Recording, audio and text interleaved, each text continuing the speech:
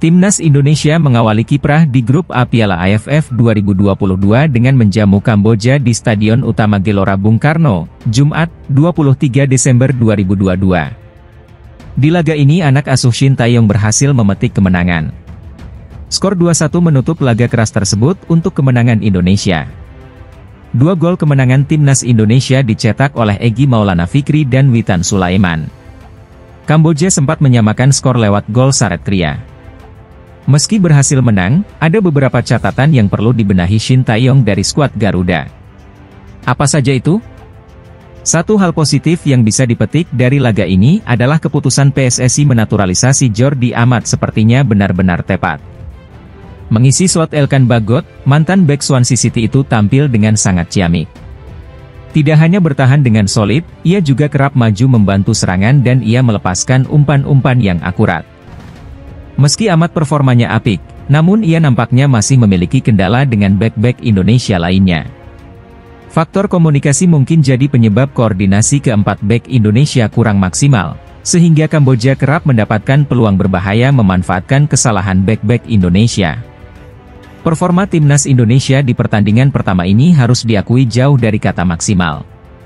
Namun kita juga harus bisa memaklumi situasi ini. Pasalnya pemain mayoritas Timnas Indonesia adalah pemain Liga 1, di mana kompetisi ini sempat terhenti akibat tragedi Kanjuruhan. Ini menyebabkan para pemain Timnas Indonesia praktis hampir 2 bulan tidak pernah bertanding. Pelatih Shin Tae-yong juga memutuskan untuk tidak mengadakan laga uji coba selama TC Timnas Indonesia.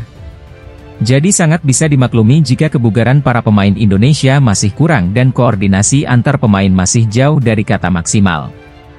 PR pertama yang harus segera dibenahi Shin Tae-yong datang dari para penyerang Indonesia. Skuad Garuda kebanyakan membuang peluang di laga ini. Di laga ini, Timnas Indonesia banyak sekali membuat peluang apik. Tidak berlebihan rasanya untuk mengatakan bahwa Timnas Indonesia harus bisa mencetak 4 atau 5 gol. Namun lini serang Indonesia banyak sekali menyia-nyiakan peluang yang ada itu. Komunikasi antar para penyerang Indonesia kurang apik dan ini harus segera dibenahi oleh Shin Tae-yong. Salah satu alasan pelatih Korea Selatan itu tidak menggelar laga uji coba karena ia ingin fokus mengembalikan fisik para pemain Indonesia yang lama tidak berlatih dan juga bermain akibat penghentian liga. Proses pemulihan fisik para pemain Indonesia masih belum 100%, karena terlihat jelas dalam Oktober 15 menit terakhir intensitas permainan Indonesia menurun. Mulai banyak miskoordinasi antar pemain dan antar lini, jadi Coach Shin wajib menggembleng lagi fisik para penggawa skuad Garuda. Pelatih Timnas Indonesia, Shin Tae-yong membela Ilija Spasojevic yang dianggap kurang garang saat pertandingan melawan Kamboja pada babak penyisihan grup A Piala AFF 2022, di Stadion Utama Gelora Bung Karno, Senayan, Jakarta Pusat, Jumat, 23 Desember 2022. Dalam pertandingan yang berakhir dengan skor 2-1 untuk kemenangan Timnas Indonesia tersebut, Spaso, sapaan akrab Ilija Spasojevic dimainkan Shin Tae-yong pada babak kedua. Ia masuk untuk menggantikan Muhammad Rafli. Namun selama pertandingan, Spaso tidak banyak terlibat dalam permainan skuad Garuda. Sekalinya menyentuh bola, bomber milik Bali United itu justru terlalu lama menahan bola. Spaso sudah lama tidak bermain di kompetisi dan ini juga menjadi partai pertamanya. Dia memang memiliki kekurangan, tapi saya yakin dia akan menjadi lebih baik lagi, ujar Shin Tae-yong, saat sesi jumpa pers usai laga. Shin Tae-yong pun yakin kedepannya Spaso akan tampil lebih baik lagi.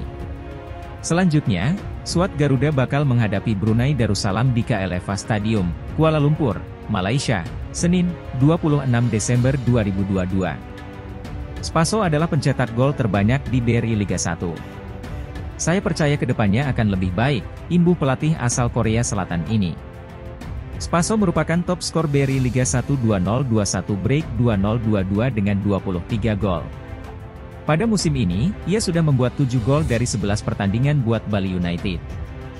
Untuk pertandingan pertama grup A Piala AFF 2022 mempertemukan Timnas Indonesia melawan Kamboja. Sejak awal laga, pertandingan ini berjalan dengan sengit. Indonesia berhasil unggul lebih dahulu melalui gol Egy Maulana Fikri sebelum Kamboja berhasil menyamakan kedudukan berkat gol Saret Kria. Beruntung di akhir babak pertama, Indonesia berhasil unggul kembali. Witan Sulaiman mencetak gol ke gawang Kamboja dan gol itu mengamankan 3 poin bagi skuad Garuda di laga ini. Timnas Indonesia sebenarnya mendapat perlawanan ketat dari Kamboja. Bahkan, klub berjuluk pasukan angkor itu sempat menyamakan kedudukan. Akan tetapi, Timnas Indonesia lebih rajin dalam menebar ancaman. Para penggawa skuad Garuda melepaskan 8 shots on target, sementara hanya 2 tembakan Kamboja yang mengenai sasaran. Dalam laga Timnas Indonesia melawan Timnas Kambola yang telah usai, ada hal menarik yang jadi sorotan. Pasalnya, spanduk pernyataan sikap supporter atas tragedi Kanjuruhan terbentang di Stadion Utama Gelora Bung Karno saat duel Timnas Indonesia melawan Kamboja di Piala AFF 2022, Jumat, 23 Desember 2022. Bunyi spanduk tersebut adalah, "Mereka bukan meninggal tapi dibunuh." Spanduk tersebut terbentang di tribun selatan, tepatnya di belakang gawang. Pada 45 menit babak pertama spanduk itu belum ada. Begitu selesai turun minum, saat babak kedua dimulai, supporter baru memajang spanduk dengan tulisan hitam putih tersebut. Sekitar 5 menit dibentangkan, spanduk digulung. Tak berselang 1 menit, giliran supporter dari tribun utara, juga di belakang gawang, membentangkan spanduk. Ukurannya memang lebih kecil, tetapi isinya sangat jelas. Kalimat di spanduk tersebut adalah, "Usut tuntas Kanjuruhan." Sambil membentangkan spanduk mereka bernyanyi, "Tugasmu mengayomi. Tugasmu mengayomi. Pak polisi, tugasmu mengayomi," teriak supporter dari tribun utara yang dihuni kelompok Ultras Garuda. Gemuruh dari sisi utara langsung dibalas dengan nyanyian dari sisi selatan.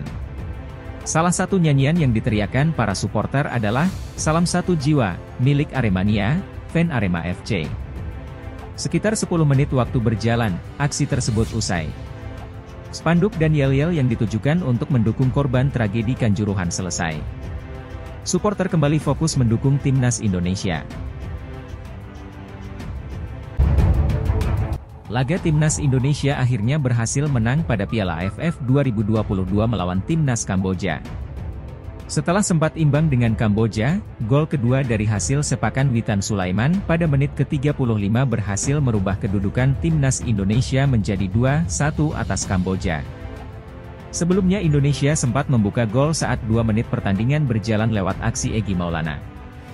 Nahas, gol itu harus dianulir. 5 menit selanjutnya, Egy Maulana kembali menyumbangkan golnya dan berhasil membawa Indonesia unggul 1-0 atas Kamboja.